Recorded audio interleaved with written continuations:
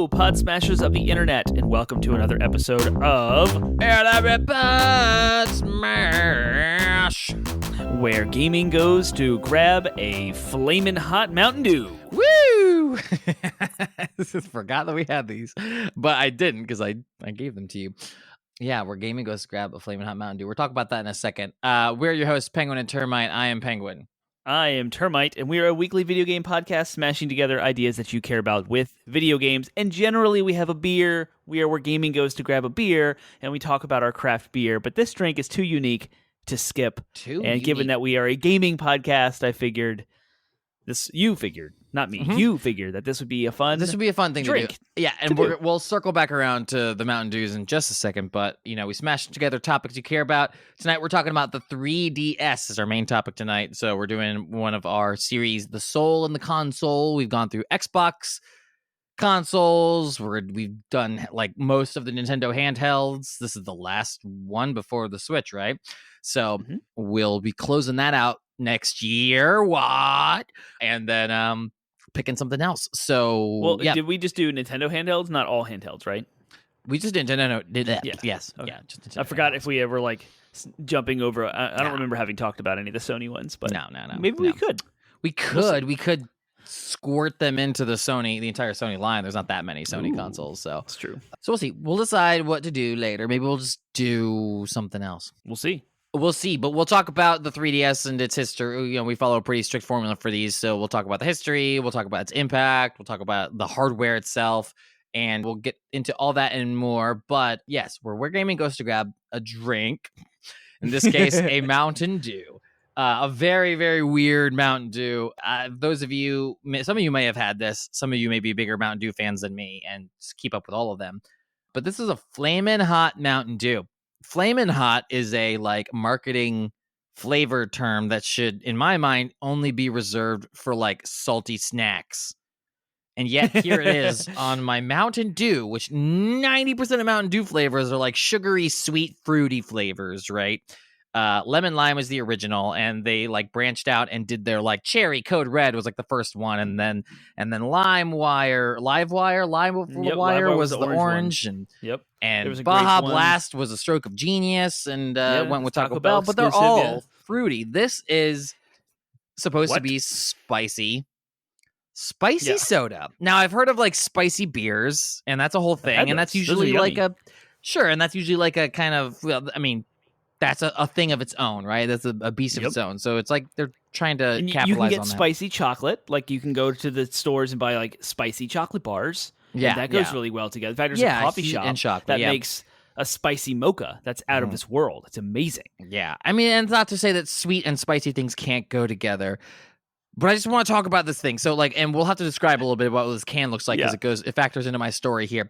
So the story behind this is my dad hands me one of these. Well, so first, I visited my parents for Thanksgiving. We took the kids, and one of the first things I do is usually go grab a drink out of the fridge, not a beer necessarily, but sometimes it's a long trip, so caffeine to perk me up and get me through the rest of the day or whatever.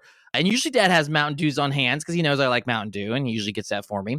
But I open up the fridge and I see, among other things, this is the only Mountain Dew flavor they had. And I was like, okay, all right. I'm just not going to drink that because it doesn't look appetizing at all. So Dad told me later, he's like, I want you to try this because I got it for 10 cents a can. And I'm like, okay, there's got to be a reason they were selling it for 10 cents. Just because something's a deal, Dad, doesn't mean it's a good deal. There's a reason why they aren't selling this. And he says, it's not what you think. It tastes better than what you think. And I said, okay, I believe you. So I did try it. I tried a sip. It wasn't my thing, but maybe I just didn't try it well enough. And I agree. It's not as bad as you might think. I look at this can, and just to describe the can, it's bright red. It's got a little little fire mascot with a matchstick. It's got red and green and yellow. It looks like the kind of packaging that should be on a box of Fritos, spicy Fritos or Cheetos or Doritos. That's what I thought when you first handed me this can. I was this is a bag of Doritos. Yeah, it looks like it should taste like Doritos, but it's a can, and and it doesn't actually taste like what it looks like it should taste like. But this can is such a bold statement. It just does not. invoke appetizing thoughts in me at all. So, and it even says dew with a blast of heat and citrus flavor with other natural flavors. yeah. So okay. I think it's time to probably try taking a sip and giving our impressions. I'm smelling it. Yeah, and it smells like Game Fuel from World of Warcraft days, does it? which was one of my favorite Mountain Dew flavors. To me, it tastes like Mountain Dew's take on a ginger beer. And that's what my wife Macy said as well. That's exactly what it is. I don't get the same spice of like a jalapeno. I get the kind of, it's more of just like a strong ginger flavor that the heat is. Which, again, quote unquote, if they marketed this in a nice, like, dark green can with a little bit of that brown, like, ginger color, right? And if they had a gingerbread man on the front of this holding a Mountain Dew or whatever, that would have been, I would have bought these up wholesale. For sure. But it's this like fiery Cheeto Dorito packaging that just like makes this so unappetizing. Like I want to pour it into a glass and just drink it out of a glass. I feel like that would be better than drinking it out of this can. So. Maybe, yeah. So I'm looking at the ingredients list on the back. And of course, it's all the stuff you would expect from soda. Water, high fructose corn syrup, natural flavor, blah, blah, blah. But there's this glycerol ester of rosin. What is that? So I looked it up. I don't know, but okay, go ahead. It's used in foods, beverages, and cosmetics to keep oils suspended in water. Its name may be shortened to ingredient list to glycerol ester of rosin. So that's not the spice. I don't know. I don't think that's what it is. Looking for the spice. I don't know where it is on this list. Like, who knows? They get away with so much like they really obfuscation in here. Yeah, no, I would never trust a list from a Mountain Dew can in regards to. But I was just looking to see like what gives you the heat. Like if you compare this ingredients list to a regular Mountain Dew, to see if there was ginger in there or something, right? But no. I mean, there tastes like there is, but who knows if it's actual ginger or if it's some kind of like. It's not bad. We have like bastardized ginger so much that now it's unrecognizably ginger, but it tastes enough like ginger to give us what we're going for.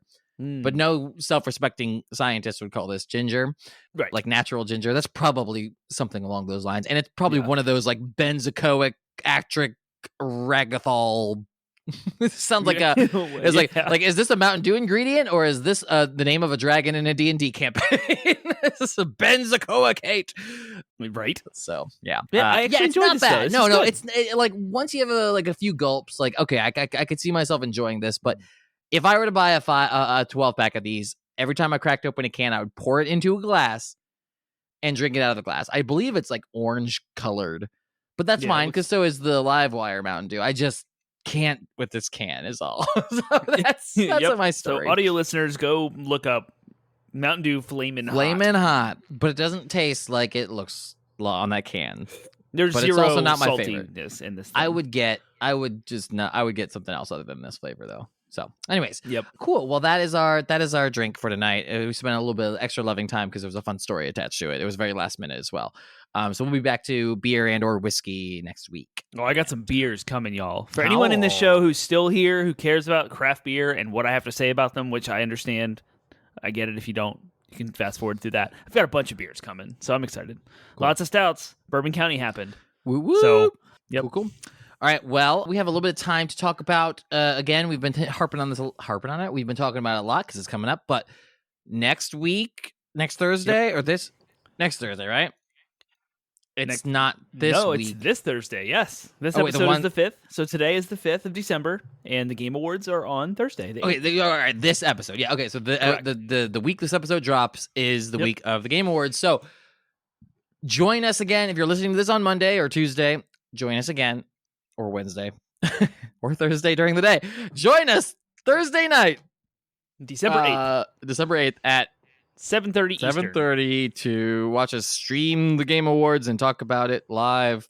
Yeah, that's happening. So join us and whoop, whoop.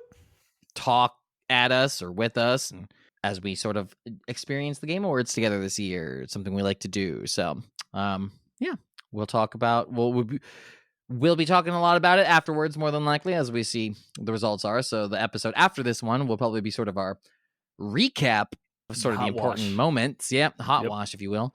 But we're not spend the whole time doing that. We'll have a topic as well. But this is just sort of the ahead of time. So we've talked about our predictions. We talked about our impressions, our hopes and dreams and all that. So now it's just a matter of seeing what happens. So it's exciting. It's always an exciting time for games. But Make sure that you plug our twitch.tv watch along on TikTok. That'd be good. Ooh, it's a good idea. I need to do that. And I have been very inactive on TikTok. I'm sorry, people who may come to us from TikTok. Just, it's hard when you're a parent to be involved. For me, it's hard as a parent to be involved on TikTok because anytime my children hear any sound, it's the same problem I have with, like, if I wanted to listen to an audiobook, I'm listening to an audiobook right now, and if I wanted to listen to that, like, out loud, like, the minute any sound comes from my phone, my kids are like, "Grr," and then want to be all up on what I'm doing. And sorry, TikTok, some of, like, what you do and say are not appropriate for my children. I love it, but it's not always appropriate for my kids. So I only ever get, like, the same entertainment time I have when my kids are in bed or not around. That's when I'm playing games or watching shows I want to watch. So TikTok doesn't always fit in that. So that just means I haven't been very active on it, but I want to be. It's fun. It's a fun platform. And right now, no matter, even if the Chinese are, like, spying on us, about to take over our country through TikTok, it's still better than doing anything on Twitter. It's still not the redheaded stepchild of social media right now. So womp, womp. For Twitter. Yeah. How does it feel? How does it feel to have something that you enjoy? I'm genuinely curious because I was not really active on Twitter, but, like, and it just feels like, I mean, it felt like it was all at once, but, like, how does it feel to have someone just come buy the thing you love and then destroy it so fast? Like, I don't think I've ever seen someone destroy something this public, this expensive, this fast, but there's no going back. There's no way Twitter can ever be what it was, and nothing that Elon Musk is creating I want any part of. Like, the dude just, like, ripped the wool off of the eyes of America and revealed himself to be an idiot.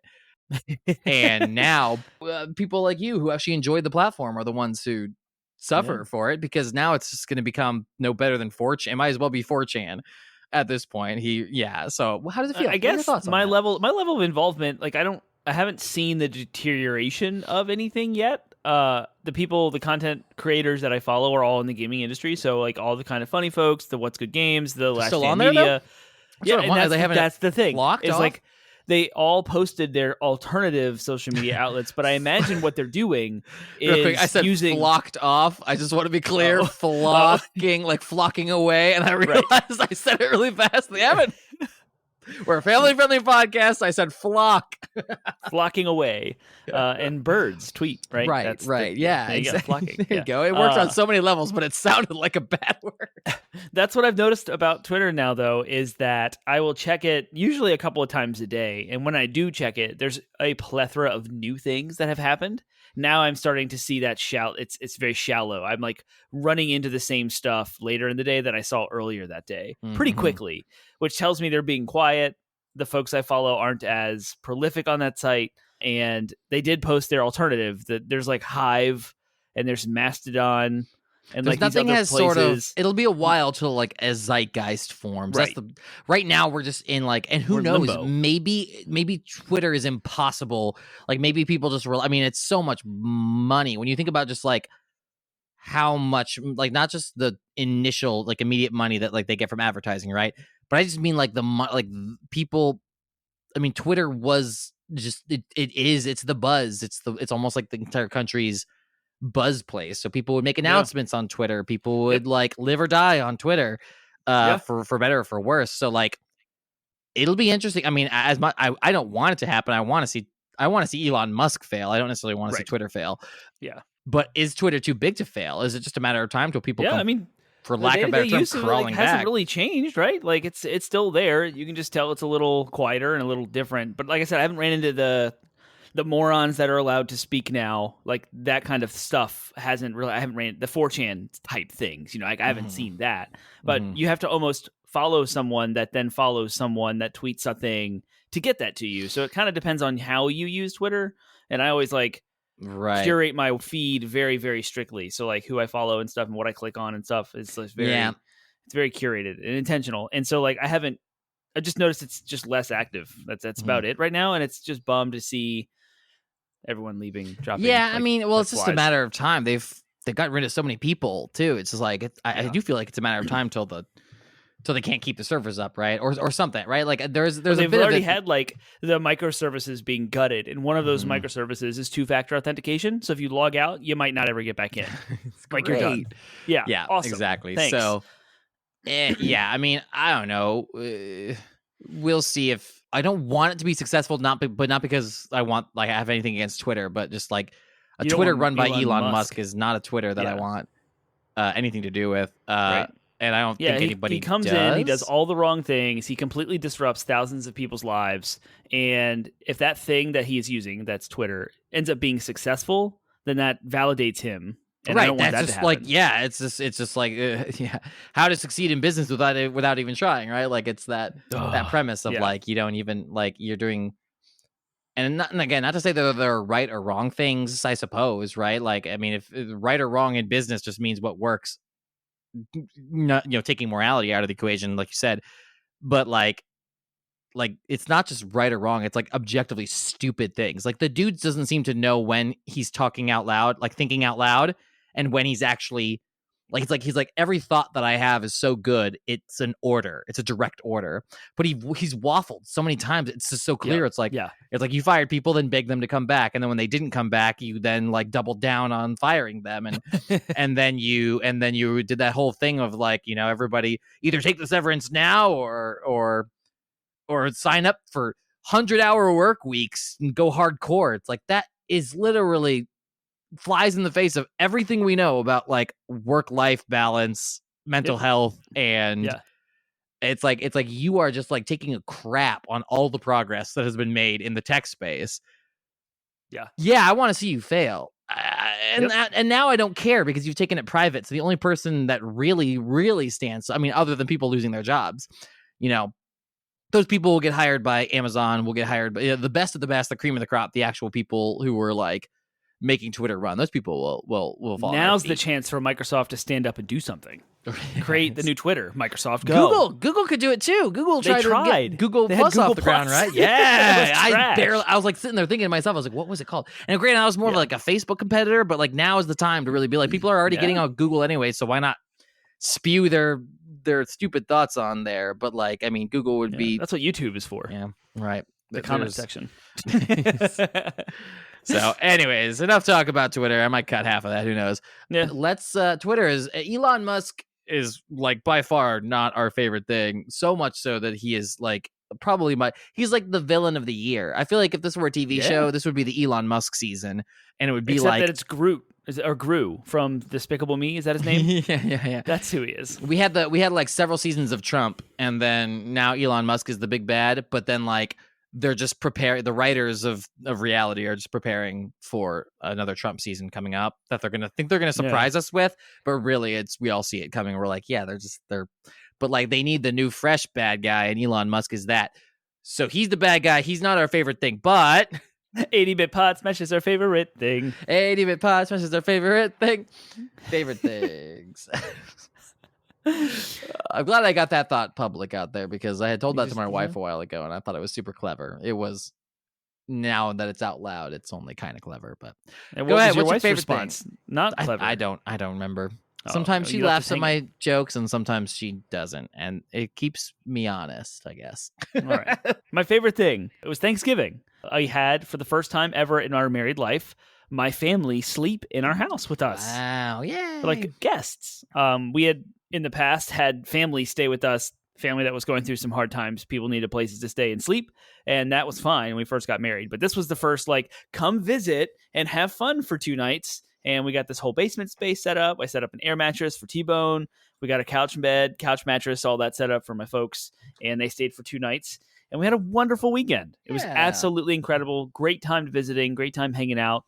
As I had alluded to, I don't know if we were live on the show or not, but I was happy to drink Mountain Dew tonight and not a beer because we consumed a lot of wine, a lot of beer, and some mixed drinks, and things happened over the weekend that were super fun. No insanity. Everyone drank responsibly. And yeah, so it was just a good time. And then we went to this light show at Boar's Head Inn, which is out here in Charlottesville. It's a big giant resort, golf club, etc. It's a big fancy hotel. And they had this walk of Christmas lights. That's like other places do this, but you go and like you a little scavenger hunt for the kids, and you take about a half-mile walk through the park that's completely decked out in Christmas lights. Our kids loved it, and then afterward there was a fireworks show that was an absolutely incredible fireworks show that I didn't expect. Way better, and probably the best fireworks show I've seen in a long time. So that was pretty sweet. And then everybody went home, and we got our house back together, and we're back to work. But yeah, Thanksgiving was good. The food was amazing. My wife did the turkey thing, which is the best turkey I've ever had in my life. The turkey She's done it repeatedly. Mm-hmm. Yeah. And she has a whole method and a whole set of spices and ways to do everything. Everyone's real like, they love to talk about what they do to their turkeys.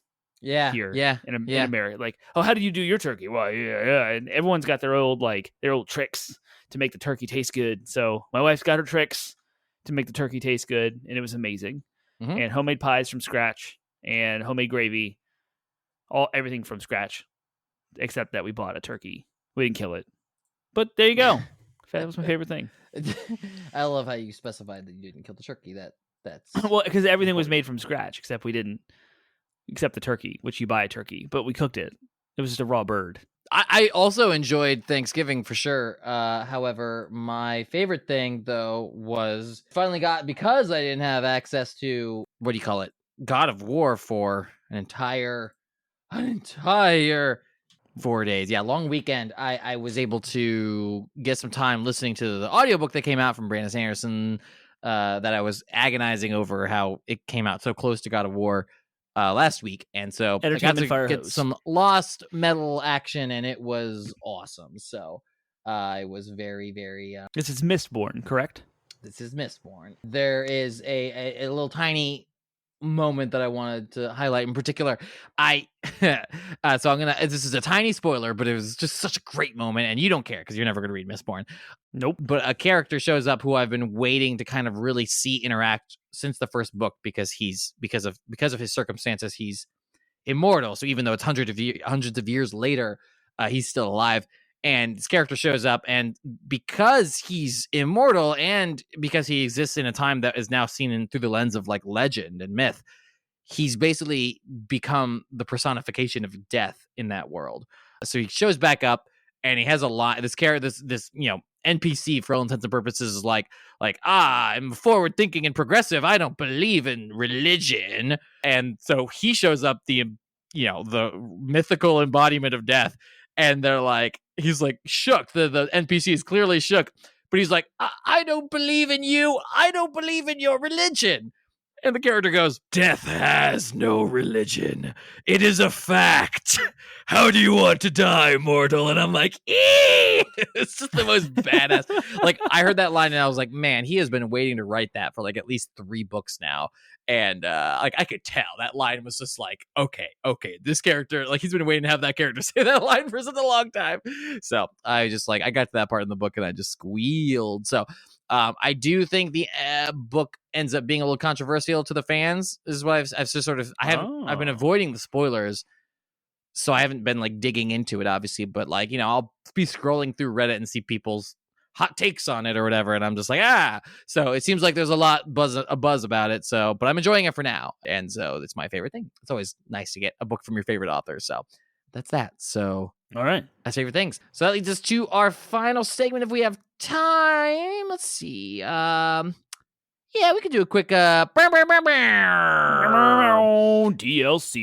DLC stands for downloadable content. It's a segment of our show where we have a little conversation we would normally have about video games, a little gimmicky, fun conversation. And in honor of our weird Mountain Dew, let's now design a Mountain Dew flavor that would be good. Well, not that this is bad, but let's design it so that everything about it sounds appealing. But we're gonna design it as if we had we're gonna pick a video game character that we have we're designing it after this character. This is the special edition. Ooh. So what's a video game character that you want and then what would their Mountain Dew flavor look like? For some reason, Crash Bandicoot came to mind. It's like a Crash Bandicoot Mountain Dew. Good one. From Naughty Dog. Yeah. And it has to have apple. Because the apples, right? Because the apples, the Wumpa fruits. Oh. Yeah. Yeah. But I don't think green fits because it's already green. So we have to come up with a different apple color. Maybe why couldn't it be an orangish pink?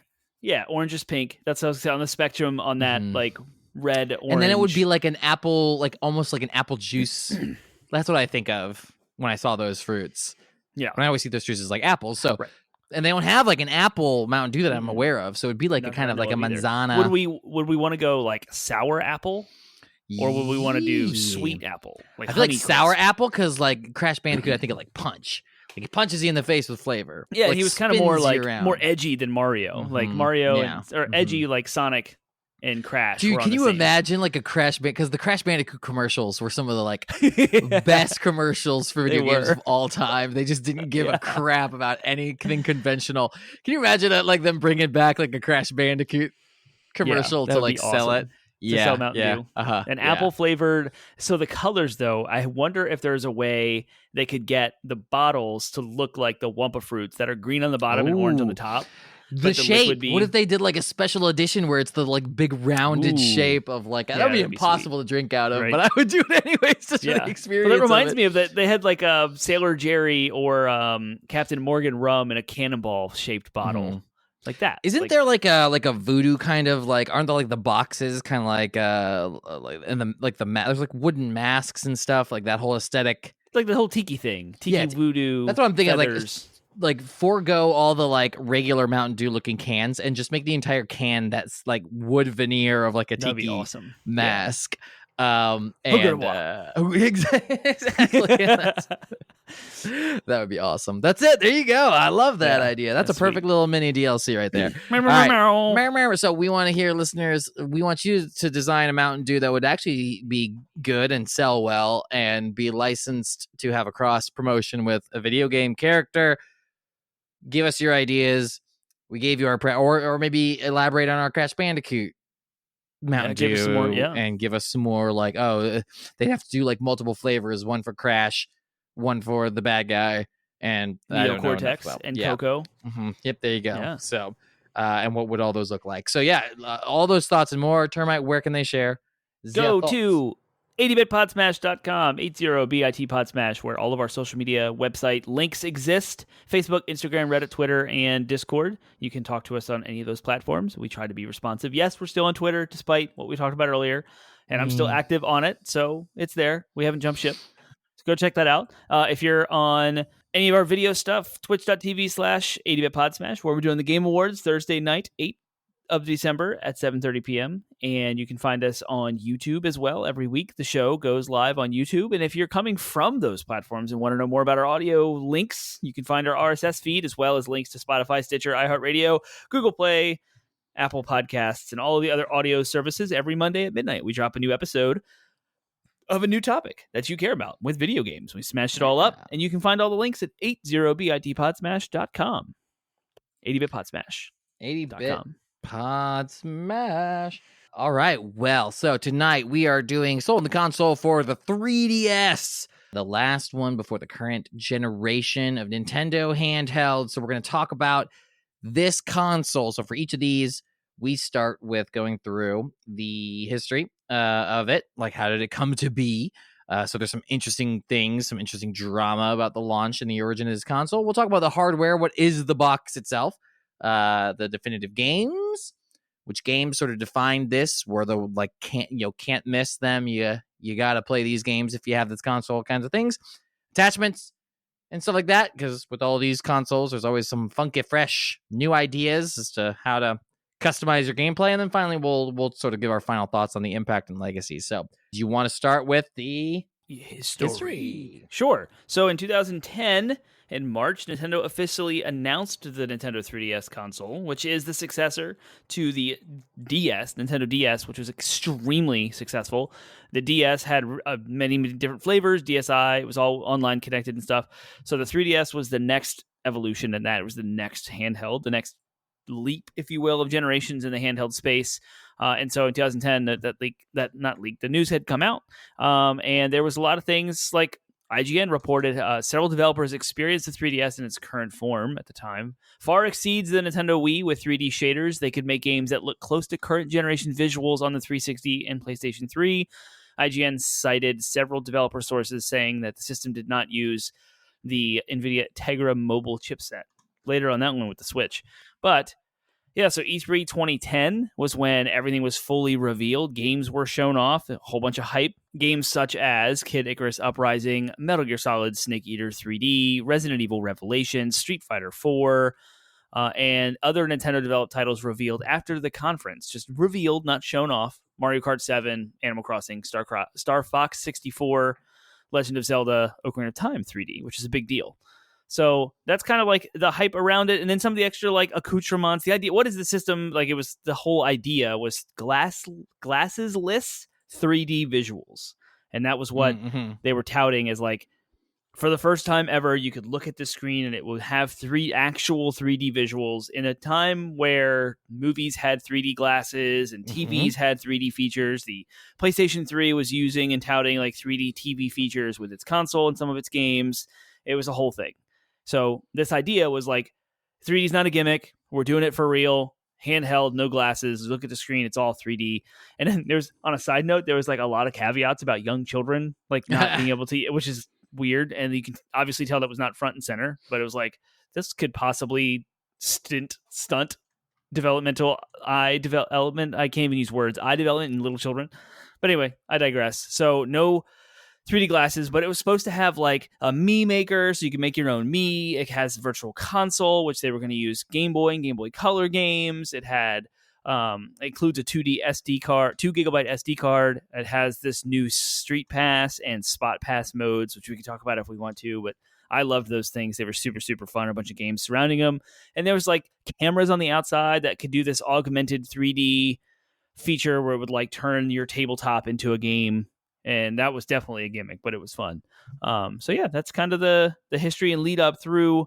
There wasn't a whole lot of drama around the pre-hype and the actual launch of the console. But it was like right when the console did launch and afterward, then there was some controversy and some stories. But was there anything you wanted to add before we move on to that? No. I wanted to talk about the launch next. I think you hit most of it, other than the fact that despite what Nintendo insisted, hindsight's 2020, and it's very clear that yeah, it was still kind of just a gimmick, right? Like, yeah, it's like you're not. The Switch doesn't have it. I mean, it was cool technology. It was probably the coolest implementation of 3D that I had ever seen. I remember being blown away by it, but also not so blown away that I was like, yeah, but I don't want to buy this console. So that was. Well, why wouldn't you want to buy it? Well, maybe it was the fact that it was priced at $250. Right. That's why nobody bought it. Because what? $250 for a 3DS? Like, I don't remember what the Wii was going for at that time. I believe it had gone down to $200, and there may have been some sales down to $150 for a Wii, which is a full-blown home console. And now we're getting a 3DS at $250. It was not priced correctly at all. Yeah, that's why you didn't want to buy it. It was in part. I also was just like, wow, that's really cool. I've never seen anything like it. Also, don't particularly care to play it, but it was a really fascinating like I remember just the first experience I had with it was like Ocarina of Time with the 3DS in a GameStop, and I was like, this is cool. It came at a time where the price tag was just a reinforcement of what I already knew, which is I had no way I can afford that. Yep. So, anyways, yeah, it launched in March 27th of 2011 in North America for $250, and the price, it was so high that 4 months later, when everyone like retailers were screaming about having extra stuff on the shelves. Of course, the internet was abuzz. There was no games. No one was happy. It was not selling. And there was a lot of negative feedback. So Nintendo, 4 months later, dropped the price down to $170. That is an $80 price cut 4 months after the console launch. This is the first time in Nintendo history that they would ever drop a console that much, that fast. And it was a big deal. So much so that in order to kind of make nice with everyone who had bought the original console at the original price, the company introduced this 3DS Ambassador program. Existing 3DS owners were eligible through the eShop to download 10 NES games and 10 Game Boy Advance games. The Game Boy Advance games will never... Eventually, in the life of the console, they have never saw the virtual console. Like at this point, the only way you could get these 10 Game Boy Advance games on a 3DS is through this Ambassador program. The NES games, of course, went on to go onto the store so people could buy them piecemeal, so that they were just free. It was nice. So you get 20 games for free on the and any 3DS that has the Ambassador program installed with those games on it is now worth way more money because it's their supply and demand. So I have an interesting story with my own personal experience with the 3DS. Do you remember GameStop used to have surveys where you could be entered to win a $500 gift card? Do you remember that? Do I remember? Sorry, GameStop used to have that? surveys. I They think had so. surveys to win a $500 gift card, right? I won. I won one. So right when the 3DS had come out, like that summer, like I got my $500 gift card. So I went to GameStop and I was like, I'm getting a 3DS. Like, duh. They're only $250, so that's half my gift card. And then I bought like a game and an Xbox Connect for $360, and my gift card was spent. So that's how I got my 3DS. And because I had bought it in that window with the price being $250, I got the Ambassador program, and so now I have been enjoying these 10 Game Boy Advance games on my 3DS.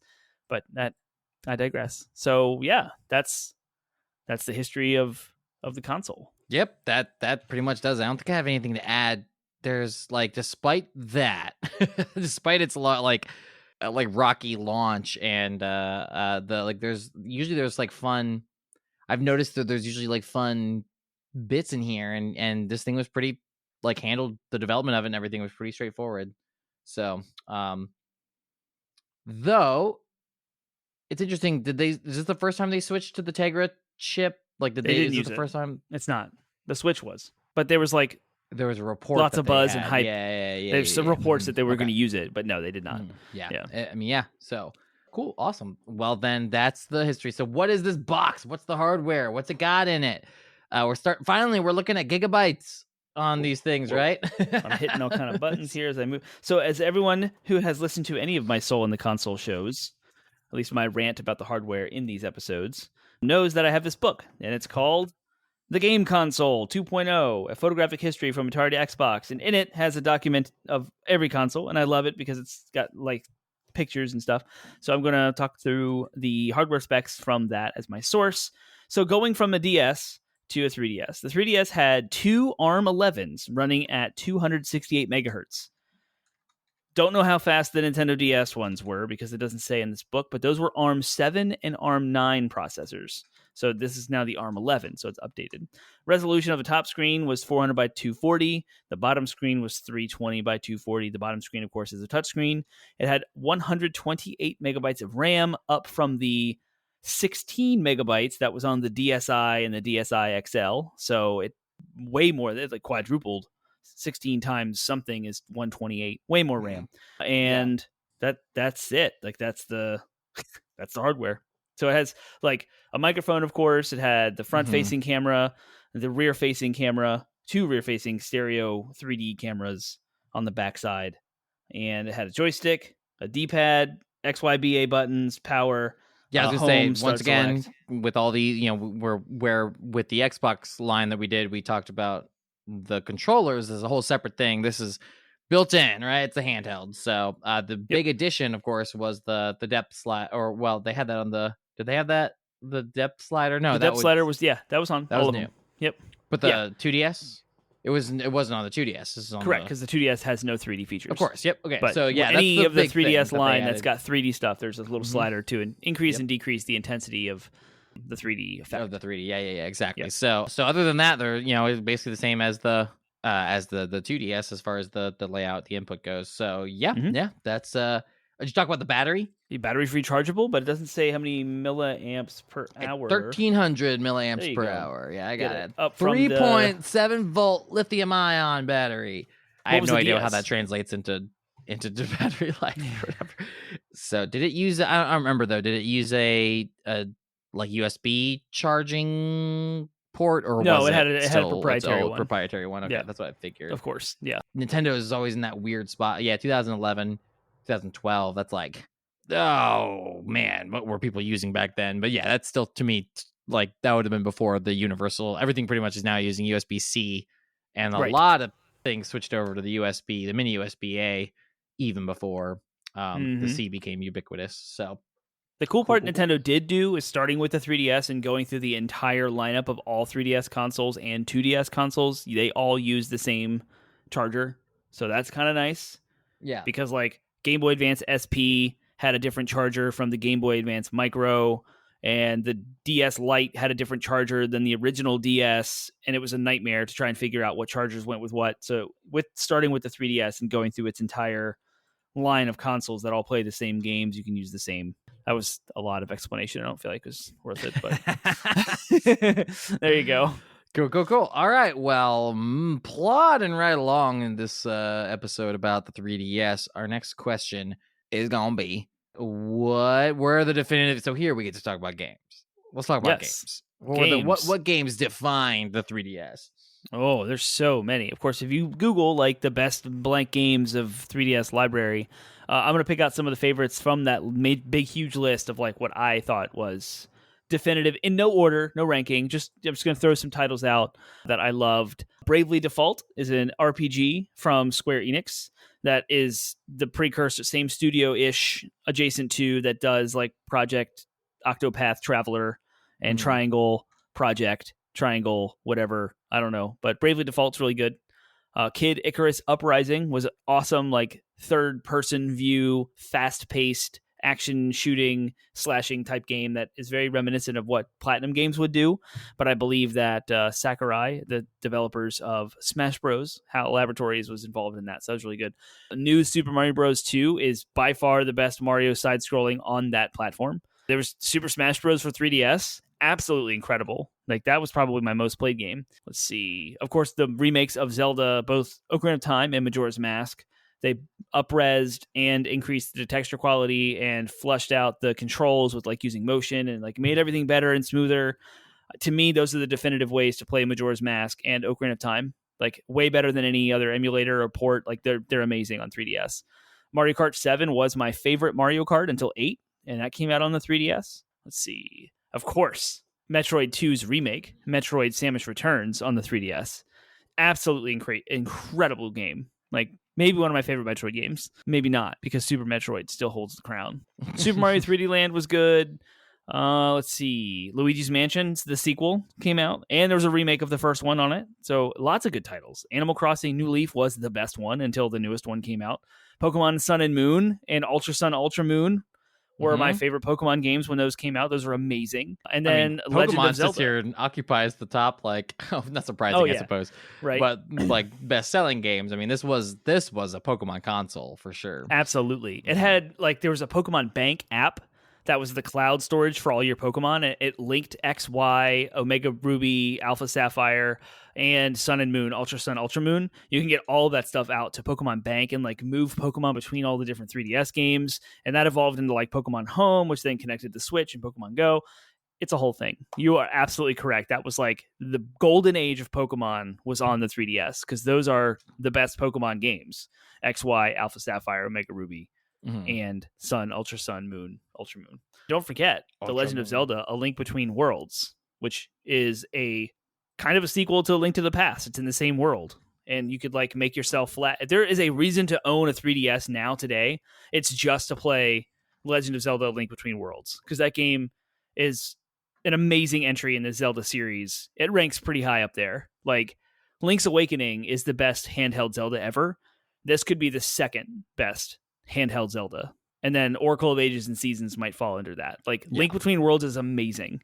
So if anyone out there has any interest at all in buying a new 3DS for yourself, and like you want to experience this new library, you never had one, get the console and get Link Between Worlds. Start there. It's amazing. I mean, there's the list of games on this thing that I'm just seeing just by pulling up the best-selling list. Like, aside from the golden age of Pokemon, right? Like, you've still got like Smash Bros. For the first time on a handheld console. Yeah. You've got, and it was really good. Yeah, it was really good. Yeah, you've got a Luigi's Mansion entry, right? Like that's on the top, just barely not on the top 10. Two Zelda remakes that are some of the best Zelda games of all time, if not the best Zelda games of all time, remade in 3D on a handheld. Take it to go. You know, they're remade, so a lot of those kinks worked out. It's a great console. Monster Hunter entries, right? Like, all of the games you want for Nintendo are on this thing, and yet I would imagine lots of people passed up on it on the sheer virtue of the fact that it was a handheld and seen as gimmicky because of the 3D features. So it is really Although then again, right? The 3DS is up there on the best-selling consoles, so maybe that's just me. Maybe that's just me and my ilk, having that sort of 1, 2, 3, 4, prejudice 5, against it, 6, so. 7, 8, 9, 10, 11, 12. It's the 12th highest selling console on the Okay, list well, of then the maybe not. 75.94 million for the 3DS. Gotcha. So nevertheless, I think that some of that had to do with marketing probably too, where it's like it's not really the 3DS. It's kind of a misnomer. Like it's not really the best name. I bet a lot of people were just like, okay, it's a more powerful DS, when it was kind of a line in the sand, right? It was sort of meant to be a separate console from the DS itself, utilizing entirely new technology. But I could see how people would say, oh, just an upgrade of the existing one. So yeah, I can see there being some weird opinions about the 3DS that maybe it didn't warrant, because the games on it speak for themselves. So Yep. cool. It was a solid RPG console. I mean, you had a whole bunch of Fire Emblem games, Shin Megami Tensei 4, like there's Bravely Default, what I mentioned before, as well as like the Mario and Luigi games. There's like remakes of Bowser's Inside Story, the Superstar Saga from Game Boy Advance was remade into 3DS, and there's 2 new entries, Paper Jam. There's a Paper Mario game. So if you're into like RPGs, the console is just, there's Dragon Quest 8, and the list goes on. Monster Hunter, Xenoblade Chronicles 3D was ported to the 3DS. Tons and tons. Like, it's such a good console. And there was all the indie stuff that, like, it was going to Vita, because Vita had come out in the same year, PlayStation Vita, and then the 3DS as well. And so a lot of the indie games like Shovel Knight and Axiom Verge and some of those other like more popular indie titles at the time were all on the 3DS as well. So they got lots of good third-party support. And yeah, like, I love the 3DS. I used it a lot. I had a running, like, I couldn't do trophies, so I had to figure out a way to like feel good about my time with my 3DS, like I was making progress. Yeah, so I would track just like enjoying yourself, and of course, being I fulfilled in a enjoy hobby myself that you love, that whatever. stuff. But to like, have my achievements list, it was hours played of different games and like how often I was playing and I don't remember now because it doesn't matter what my hours were per year, but it was hundreds of hours per year. And like I would look at the titles that I was playing, and a lot of these games are big, meaty titles that take many, many hours to beat. And there's so many games out there that's good. And I'm not actually done collecting for the console. There's still games out that I want to get, despite the fact that this console came out in my adult life when I actually had like adult money and could afford games as they came out. I still skipped on a lot of things because money. So now I need to go back and flesh out the library and finish my collection. Yeah. I skipped out on this, right? Like it kind of came out during that WoW phase, but like near the end of it, 2011, 2012 would have been like, I would have been wrapping up college at JMU. It would have been I would have been close to dating my future wife. So World of Warcraft. But I was still, it doesn't really matter. It was still like, whether it was World of Warcraft, I still hadn't really like come back to consoles, and I wouldn't until fairly well after I got married. I was still pretty much kind of locked in that PC space. So no matter what, like even when I did drop WoW altogether, pretty much I was still doing stuff in the PC space for a few years after that. So Guild Wars. Yeah. I mean, not even Guild Wars, man. I mean, even just playing like Borderlands on my PC and stuff like that. Like I was still catching up on games, right? I was catching up on the Batman games, and I was catching up on, it was just my console. Right. Yep. And so that's why I still will continue to identify with. I mean, I was still on PC pretty much as my main means of playing when like The Witcher 3 came out, because I had got it on PC and experienced it on PC. It wasn't until like 2016, I think, that I ended up getting my PS4. So that's like a fairly big chunk of time where I was still, post WoW, but still in the PC space. So just a 3DS. So like I said, I saw it at a GameStop and I was like, this is cool, but I could neither afford it. Yeah. No money, but also was content with my PC. So cool. All right. Well, we talked about games. We talked about hardware, attachments. What? Oh my! This is like did this thing sell with? We almost do a whole episode just on this, because so many little accessories had come out, but then were like built into the follow-on models. I don't even know if you want to go into the extra models that came out. There's a million different 3DS, 2DS There's a whole line of 2DS consoles that came out even. So I guess we'll just start with. At launch, there was a Circle Pad Pro, which was something you could set the whole 3DS console into, and it would give you a second thumbstick.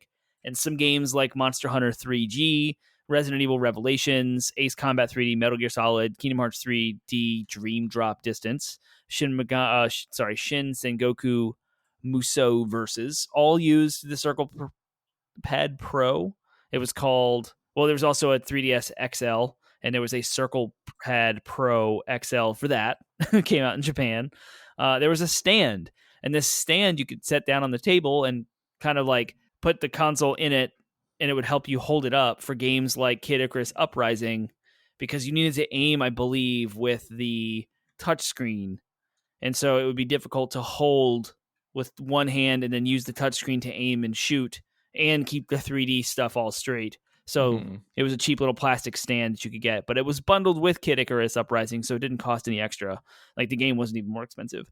And then, of course, with the advent of Amiibo, there is a NFC reader writer for Amiibo scanning for the original 3DS because it did not have the hardware built into it. Then Nintendo, that's like the accessories. So the extra circle pad, the extra scanner, and then there was new models. So then new hardware refreshments. The first one to come out was the Nintendo 2DS. Came out in 2013. It was announced in 2013. It launched later that year, coinciding with the launch of Pokemon X and Y. And it was a cheaper model of the 3DS family that plays both Nintendo DS and 3DS games, but it's 2D because they took all of the 3D features out of it, and it was console targeted at a different audience than that of the regular 3DS, particularly younger users. So like that whole idea of 3D kind of messing with development of eye growth in children. Also, it was more sturdy. People call this one the doorstop because it's like shaped like a wedge, like you would use it to put under a door to keep it open, a door prop. So like they call it that, but it's also like more thick and it has a lot of plastic. It's more durable. You can drop it. It's probably not as flimsy because it doesn't have the flip screen. It's just a 2DS is almost like a giant Game Boy with a joystick on the side, and it has the two screens there. And that's the first time, I think, because all of the original DS consoles all flipped open. Like ever since the Game Boy Advance SP, like there was all this flip action going on. It was full clamshell. Well, the 2DS was no clamshell, no hinge that could break if you drop it. So definitely for a younger audience, it was bigger, easier to hold, and still easy to reach the buttons for little hands. And then later there was an actual hardware refresh where they added some hardware power to the 3DS, and they called it, not confusing at all, the new Nintendo 3DS. Don't even do it. And then there was the new Nintendo 3DS XL. So there was a 3DS, a 3DS XL, a 2DS, a new 3DS, and a new 3DS XL now in the play, and it added 2 additional shoulder buttons. So now we have 4 shoulder buttons, much like a PlayStation. There's a new right side joystick, as I alluded to with the attachment that adds the joystick. Now it's built into its hardware, but it's a tiny little nub above the XYBA buttons, and it has the NFC reader built in for Amiibo products. It has a beefier processor, which means there were actual new Nintendo 3DS exclusives like Xenoblade Chronicles 3D, and Super Nintendo games were announced and released on the Virtual Console, but you could only access those if you had the new 3DS, not the earlier 3D and 2DS models. So now the audience is thoroughly confused and has probably left by now. Like they've checked out. Penguin and Termite, it's been real. And then the last revision was the new Nintendo 2DS XL. I hate it. I hate it so much. Which is the 2D only version of the upgraded hardware in a clamshell model targeted towards younger audience, a little bit more durable, and that's that. So yeah, that's all the innovations and attachments. Oh, it's so much. It's so much. Nintendo, what were you thinking? It's I mean, I can't. Too many ideas, right? So let's talk then about we'll end where we end these, and we'll talk about the impact and legacy. And I think that if I'll start here and say that, like, you went through that whole list, and yeah, my eyes glazed over, my mind glazed over, and I had to move to different things. Like, Nintendo is like the guy who is super into pick any topic, right? Super into sports, super into a type of game that nobody else is into, right? Like he's the one like who's like talking competitive esport League of Legends when all of his friends are like, so God of War is pretty good, right? Like but Nintendo's like the guy. He's like that guy, but he's the guy who doesn't know when to stop talking about it. Like, right, when to stop with all the noodling and the detailed work. Like, it's a what you just described is a madhouse for marketing, and more importantly, it's a madhouse for parents trying to buy the thing. Right? We talked about how much of a cluster that was with the Xbox. Right? We talked about that with the Xbox and their line of things. Like, how much worse is this? Just complete nonsense. And it's like, I think, and one of the things they've done with the Switch that is a huge course correction since the 3DS is 2 models. And they don't really need it. 3 now. 3 technically the OLED, but like that's just literally yeah. Overall, I would hate to see the Switch start doing this, right? Where they release like weird little mini tweaks as they go. So that's yeah, in the context with Nintendo specifically is, so Nintendo is hot on the heels of the DS. The DS is like the fastest best-selling handheld ever, like right now, and that's now, but at the time it really was. The Wii U had just come out, and Nintendo had a huge marketing flop with the Wii U. In fact, we're on the 10-year anniversary of that now, and the Wii U it was not marketed correctly. It was not communicated correctly. Everyone was confused about what it was. They thought the gamepad was just a controller to the original Wii. Like, clearly Nintendo was disconnected from this communication aspect of meeting their consumers' needs. So then here comes this 3DS, which is too closely named after the previous one. So that's a point of confusion. And then they do all these hardware modifications looking to target different audiences. And you just create this spreadsheet of models that every retailer has to deal with and explain this to grandma. It's impossible. Like, I don't know. Like, Iwata is an amazing, absolutely incredible person who passed away, rest in peace, in 2015, who's legendary in Nintendo. But he was the one behind all of this. And he actually took a pay cut from the Wii U and its flop. And like, no one, like, he reduced his salary considerably, and he took the blame and the fault for all of it. And like, yet years after the Wii U launch, leading up to the Switch launch, we had this 3DS. Now Nintendo found success with it. I mean, like, they're the 12th selling console. So it wasn't a complete flop, but still, what a mess. And just in that, they really course correct. Someone smartened up with the Switch, but Iwata worked on the Switch. Like, he was there with the advent of the course correction that is now one console, handheld, and not. And this is a great segue into impact and legacy. We talk about in how the Wii U had 2 screens, the DS had 2 screens, the 3DS had 2 screens.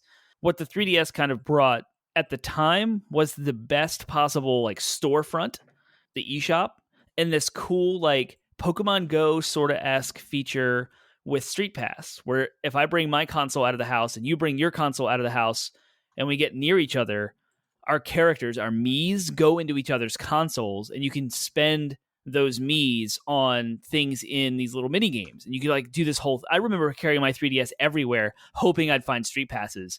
And we took it to a Zelda concert in Northern Virginia and just flooded my DS, maxed it out. Everyone had 3DSs. It was awesome. Everyone's holding up the green, like, flashing icon. It was amazing. We had a blast. Ryan, Java Fiend, friend of the show, like, he and I, like, we loved the Street Pass feature. We brought our 3DSs to work, and it was awesome. It was a way to connect in real life over, like, a handheld unit, and I thought that was really, really cool. And Pokemon Go is kind of the next iteration of that, where, like, you can pass gifts off to friends, and, like, you can meet together to take on raids and such.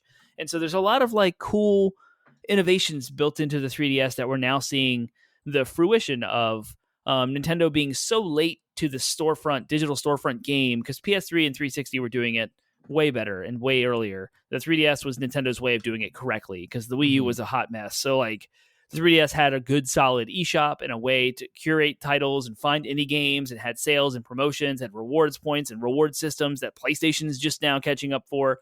Like, the 3DS had a lot of innovation in it. And it's a fantastic point in gaming history, especially now when we see the fruition of that in the Switch, which is a fully fledged handheld console that you can dock, and you get everything all in one console.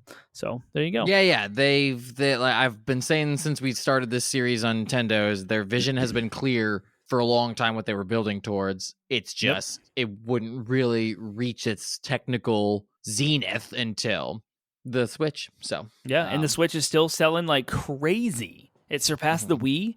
It's like targeting the PlayStation 4. We're 3 million away from beating the PlayStation 4 sales, and then Nintendo will dominate the top 5 with DS, Game Boy, and Switch. So they're doing it. They got something going on. And just in my like spheres and talking to folks, I know several people who are buying Switches this holiday for the first time. Like they're coming to me and like, so tell me about the Nintendo Switch. Like what does it look like? And it's 2022. Console's been out for 5 years. And they're just now like jumping on. Yeah. It's still selling. It's still gaining traction. It's amazing. So that's its legacy. Absolutely. That's its impact. 3D is a fad. It's dead. So that's 3D is still a fad. It still was dead. A fad. It's dead. Yeah. It's for all intents and purposes. It's for now, I suppose, until like the real inheritor of 3D and what its promise was is VR. Exactly. Yeah. And that's and I've got a PSVR 2 coming. Slightly different technology. So can't wait. Cool. Sorry. All right. Well, that is our show on the 3DS. So what are your thoughts? What are your experiences? What are your favorite 3DS things, games? Did you have a 3DS? Did you skip it like me? Do you regret skipping it? What I would love to get my hands on. If anyone has a 3DS they're not using, I'd love to get my hands on it and try it out. Other than that, can I share a quick story? Because generally, if you had experienced the console and I had experienced the console, we would talk about like our own kind of favorite moment with the console, or like you know. So I will be brief, but I was at work, stuck in a lab, and I knew there was a Nintendo Direct that day, and it was snowing. So it was in the morning, 9 a.m. in the morning. I leave the lab and I go out to my desk and I fire up the Nintendo Direct, and in that Direct was the new Nintendo 3DS XL Majora's Mask Special Edition console. Pre-orders now. It was never been like right there, and it had, of course, Majora's Mask 3D, the release of all of that, and like showing it all off. That hype was real. So real that I immediately jump into my car in the snow and drive to GameStop. I had a 2-wheel drive, front wheel drive car. Worst like snow travel. I probably should not have done this.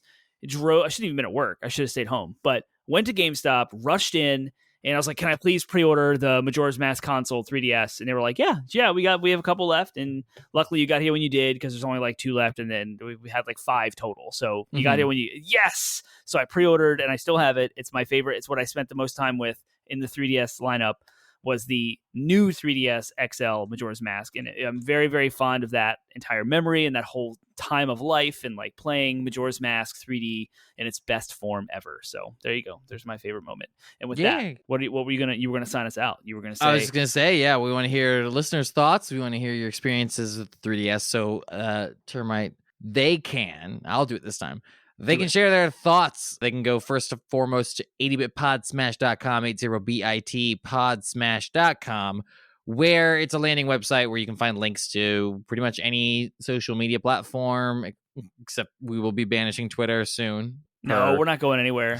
I'm riding that ship till it dies. You can go to Twitter and find or until us we get harassed away. Right, I was gonna say, find us amongst all the harassers and abusers that have been re-allowed on that platform. But aside from that, you can find us on Facebook, you can find us on Instagram, you can find us on TikTok, you can find us pretty much everywhere. Although, of course, this whole Twitter thing has revealed to me there are plenty of places we're not on. Tumblr, Mastodon, none of that stuff. So if you are on those platforms and want us to be on there, you have to let us know. So reach out in one of those platforms. You can always find us on Discord. There's links in our show notes to Discord, where if you want to engage with us immediately in the moment. We had some buzz and conversation going on today. In fact, I saw we did. So yeah, about Pokemon, of course. Yeah. So you can always come talk at us there.